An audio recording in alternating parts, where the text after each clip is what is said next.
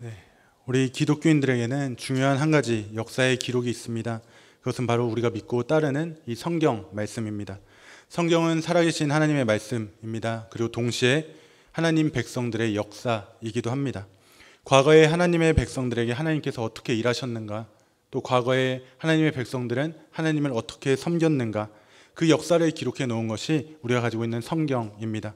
그리고 그 성경은 후대에 우리 믿는 자들로 하여금 그들을 보고 교훈을 얻고 또 하나님이 어떤 분이신지 알도록 그렇게 해주는 책입니다. 오늘 우리가 읽은 성경도 지금도 살아계신 하나님의 말씀이면서 동시에 우리에게 너무도 중요한 과거의 하나님 백성들의 역사입니다. 우리는 오늘 이 역사를 보고 오늘을 어떻게 살아야 할지, 그리고 하나님이 어떤 분이신지 알 수 있는 것입니다.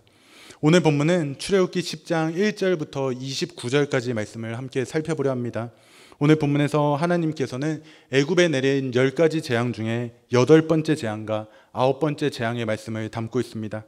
하나님은 모세와 아론을 통해 애굽 왕 바로에게 이스라엘 백성들을 풀어줄 것을 말씀하십니다. 그러나 애굽 왕 바로는 하나님의 말씀을 듣지 않습니다. 그리고 오늘 이제 8번째 재앙인 메뚜기 재앙과 9번째 재앙인 흑암 재앙을 맞이하게 됩니다.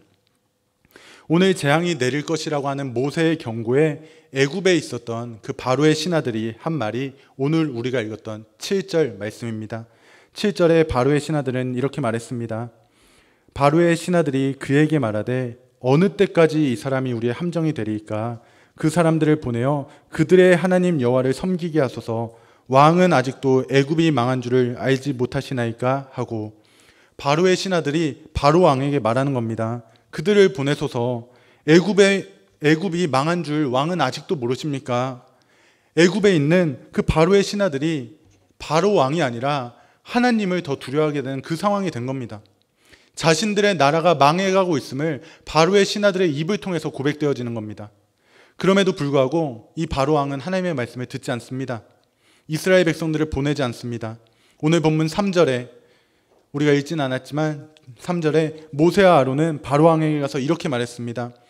모세와 아론이 바로에게 들어가서 그에게 이르되 히브리 사람의 하나님 여호와께서 말씀하시기를 내가 어느 때까지 내 앞에서 겸비하지 아니하겠느냐? 내 백성을 보내라. 그들이 나를 섬길 것이라. 하나님이 말씀하시는 겁니다. 네가 어느 때까지 내 앞에 겸비하지 않겠느냐? 여러분, 여기서 겸비하다라고 하는 이 말은 이 성경이 원래 쓰여진 언어인 히브리어로 보면 아나라고 말합니다. 아나. 이 아나라고 하는 말은 고난을 당하다 또는 패배하다 이런 의미를 가지고 있는데 성경에서 때때로 권위 있는 자에게 복종하다라는 의미가 있는 단어입니다. 그러니까 모세와 아론이 바로왕 앞에서 말하는 겁니다. 이스라엘 백성을 보내라. 네가 어느 때까지 하나님께 복종하지 않겠느냐? 근데 이 바로왕은 하나님 앞에 굴복하지 않습니다. 이스라엘 백성을 보내지 않습니다. 그러자 하나님이 오늘 본문에서 이제 흑암 재앙을 애굽에 내리시는 것이 오늘 말씀입니다. 사랑하는 여러분, 우리는 애굽이라고 하는 나라에 10가지 재앙이 내린다는 걸 너무 잘 압니다. 이미 성경에 다 기록되어 있고 우리는 그 다 기록된 성경을 가지고 있기 때문에 너무 잘 압니다. 근데 여러분, 하나님께서 왜 이런 사건들을 다 기록해 놓으셨겠습니까? 그냥 너무도 간단하게 애굽이라는 나라에 이스라엘 백성은 종이었다. 그들을 내가 구원해 주었다. 그 정도 수준이면 되는데 굳이 10가지 재앙을 다 세세히 기록해 놓고 또 바로왕이 한마디 한마디 한 거를 다 기록해 놓고 또 이스라엘 백성들의 그 반응을 다 기록해 놓고 왜 하나님께서는 성경에 이것들을 다 기록해 놓으셨겠습니까? 오늘 우리가 읽지는 않았지만 2절에 출애굽기 10장 2절에 이렇게 말씀합니다. 내가 애굽에서 행한 일들 곧 내가 그들 가운데서 행한 표징을 내 아들과 내 자손의 귀에 전하기 위함이라. 너희는 내가 여호와인 줄을 알리라. 내가 애굽에서 행한 일들을 내 아들과 내 자손의 귀에 전하기 위함이라 이렇게 말씀하십니다. 여러분, 여기서 내 아들과 내 자손들이 누굽니까? 이스라엘의 역사를 계속 이어오는 그 핏줄로 이어져 있는 그냥 그 유대인들을 말합니까? 여러분, 그들만이 아니라 그 애굽 시대에 살았던 그 백성들만이 아니라 지금 시대를 살아가고 있는 하나님을 따르고 하나님을 믿는 모든 백성들을 의미하는 겁니다. 지금 우리에게 알려주기 위해서, 우리로 하여금 기억하도록 하기 위해서 이 일을 하나님이 기록하셨다 말씀하시는 겁니다. 그럼 여러분 도대체 하나님이 뭘 말씀하고 싶으셔서 우리한테 이 기록을 보여주셨겠습니까? 애굽에 이런 일이 일어났다. 그저 하나의 역사적인 사실만이 아니라 이 역사를 통해서 도대체 지금 시대를 살아가는 우리에게 무슨 말씀을 하고 싶은 겁니까? 여러분 딱 한 가지입니다. 강대국의 쇠약, 그리고 하나님의 강함. 세상 나라의 쇠약, 그리고 하나님 나라의 강함. 그거 말해주고 싶은 겁니다. 여러분 모세와 아론이 하나님의 명령에 따라 애굽 왕 바로 앞에 갑니다. 그리고 이스라엘 백성들을 놓아줄 것을 전합니다.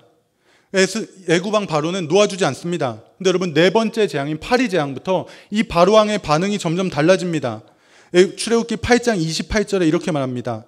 바로가 이르되 내가 너희를 보내리니 너희가 너희의 하나님 여호와께 광야에서 제사를 드릴 것이나 너무 멀리 가지는 말라. 그런즉 너희는 나를 위하여 간구하라. 가라. 근데 멀리 가지는 마라 말합니다.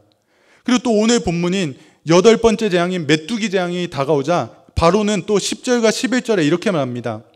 바로가 그들에게 이르되 내가 너희와 너희의 어린 아이들을 보내면 여호와가 너희와 함께함과 같으니라. 보라 그것이 너희에게는 나쁜 것이니라.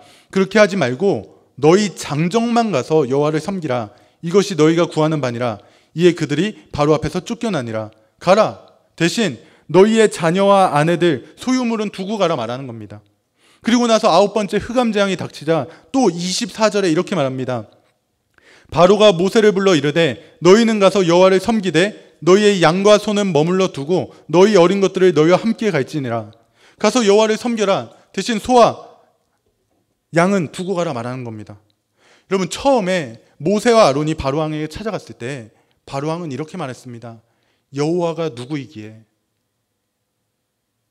그 바로 왕이 점점 변하는 겁니다.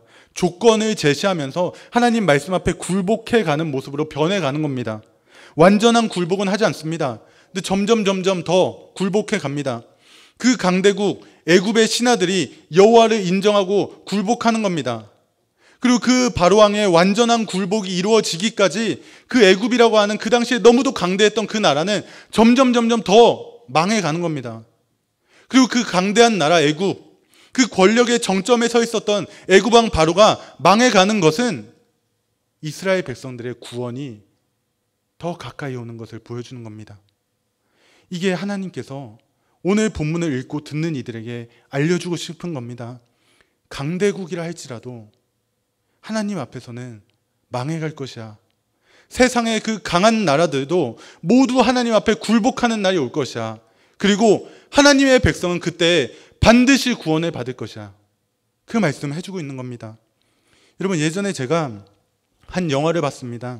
근데 우리나라 IMF 시기 때를 이제 배경으로 한 영화인데 그 영화를 보면 IMF 때 여러분 우리나라에 얼마나 수많은 기업들이 문을 닫았습니까? 그때 정부 관계자들이 실시간 처리팀을 만들어서 이제 부도가 나는 그 기업들을 쭉 보고받기 시작합니다.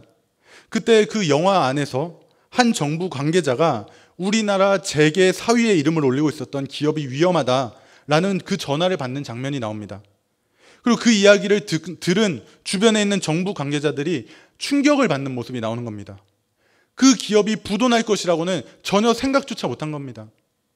실제로 그 영화에 나온 그 기업이 그때 부도난 것은 아니지만 이후에 또 여러 사건들이 있었지만 어쨌든 그 영화에서는 그렇게 묘사를 한 겁니다. 근데 여러분 그 오늘 본문을 보는데 이 강대한 애굽과 바로 왕을 보는데 제가 이 영화가 떠오르는 겁니다. 그 재계 4위의 기업이 부도 위기라고 하는 그 보고를 받고 나서 그 정부 관계자들이 충격을 받는 그 모습이 떠오르는 겁니다. 그들이 무슨 생각을 했겠습니까? 저들은 망하지 않겠지. 저들은 이 어려움 속에서도 끝까지 살아남겠지. 저들이 지금까지 일구어 놓은 게 얼만큼인데 그런 생각했지 않겠습니까? 근데 여러분 시간이 지나고 많은 역사들이 증명해주는 한 가지가 뭡니까? 영원한 것은 없더라. 아무리 강대한 나라였어도 아무리 모든 것을 일구어온 사람이었어도 모든 것을 준비한 사람이었어도 영원한 것은 없더라. 반드시 망하는 때가 오고 반드시 없어지는 때가 오더라. 그거 우리 역사 속에서 보여주는 거 아닙니까? 여러분, 세계의 역사 속에 얼마나 강대한 나라들이 다 무너지고 강대한 왕들이 다 사라졌습니까? 그 모습이 오늘 본문에 나오는 이 애굽의 모습인 겁니다. 강대한 나라, 신과 비교하는 애굽의 그 바로 왕이 점점 더 망해가는 겁니다. 근데 여러분, 놀라운 것은 그 강대한 나라가 점점 망해가면 망해갈수록 하나님의 이름은 점점 더 위대해지고 하나님의 백성들의 구원의 날은 점점 더 가까워진다는 사실입니다. 사랑하는 여러분, 우리 주변에 있는 그 수많은 힘과 권력과 부를 가진 이들 정말 영원하겠습니까? 이 세상에 정말 영원한 것이 존재하겠습니까, 여러분? 지금은 그들이 그렇게 대단한 듯이 살아가도 그들의 마지막은 반드시 옵니다. 그러나 여러분, 하나님의 백성은 영원합니다. 하나님을 믿는 이들은 하나님께서 영원한 생명 가운데로 인도해 주시는 것입니다. 그 강대한 애굽이라고 하는 나라, 애굽왕 바로, 여호와가 누구냐 묻던 그 바로왕이 하나님 앞에 굴복합니다. 여러분, 때가 되면 이 세상의 모든 이들이 하나님 앞에 굴복하는 날이 올 겁니다. 그리고 하나님의 이름은 더욱더 위대해질 것입니다. 그리고 그 날은 하나님의 백성들에게는 구원의 날이 되는 겁니다. 이스라엘 백성들의 지금 상황, 여러분, 하나도 나아진 게 없습니다. 여전히 노예고, 여전히 오늘도 나가서 일을 해야 되고, 여전히 시달려야 됩니다. 근데 그들은 보고 있는 겁니다. 애굽과 애굽왕 바로가 망해가는 모습을. 그리고 우리는 지금 보고 있는 겁니다. 애굽과 애굽왕 바로가 망해가는 모습을, 그리고 완전히 망하는 모습을, 그리고 하나님의 백성이 구원을 받는 모습을, 그리고 하나님의 이름이 위대해지는 모습을. 그리고 그 일들은 또다시 우리에게 일어날 겁니다. 힘과 권력을 가지고 세상에서 하나님 없이 스스로가 위대하다고 여기며 살아가는 그들이 망해가는 그 모습, 하나님의 이름은 위대해지는 그 모습, 또다시 우리 눈앞에 펼쳐질 겁니다. 그리고 하나님의 백성들은 반드시 구원을 받는 것 보게 될 겁니다. 오늘 하나님은 그것을 하나님의 백성들에게 전해주고 기억하라 말씀하는 겁니다. 사랑하는 여러분, 우리는 하나님의 백성입니다. 우리는 저 강대하고 힘과 권력을 가지고 세상에서 잘 사는 것처럼 보이는 그 애굽의 백성은 아닙니다. 그래서 저 애굽 백성들처럼 호의호식하며 정말 자신이 하고 싶은 것은 다 하며 그렇게 살지는 못할지도 모릅니다. 그러나 여러분, 우리는 하나님의 백성입니다. 우리는 저 애굽 백성들의 마지막을 보는 자들이 될 겁니다. 그리고 우리는 하나님의 백성이 받는 구원을 경험하게 될 겁니다. 누가 진짜 복을 받은 사람인가? 그것은 우리의 끝날에 드러나게 될 겁니다. 그러니 여러분, 저 세상의 화려함에 속아서 그 세상 속에서 세상 백성으로 살아가지 말고 위대한 정말 하나님의 백성으로, 온전한 하나님의 백성답게 이 땅 가운데 살다가 주의 구원을 받는 저와 여러분 되길 간절히 소원합니다. 광고는 주부를 참조해 주시고 우리 함께 찬양하도록 하겠습니다.